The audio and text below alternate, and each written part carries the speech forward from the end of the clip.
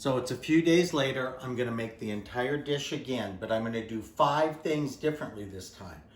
First, I don't think I took the potato chips and married them to the eggs before I put them in the dish. So I'm gonna let them soak for at least 5 minutes to absorb some of the egg.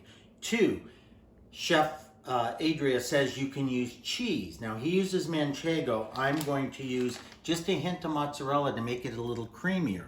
Third, he says you can use paprika to give it a little bit more of a vibe to it, which I want to do as well.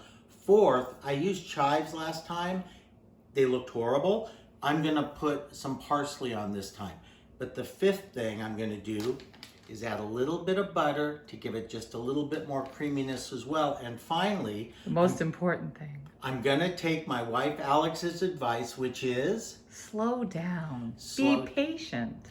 I am going to do a slow French scramble so it doesn't look like a torta at the end and maybe won't come across so dry and flavorless.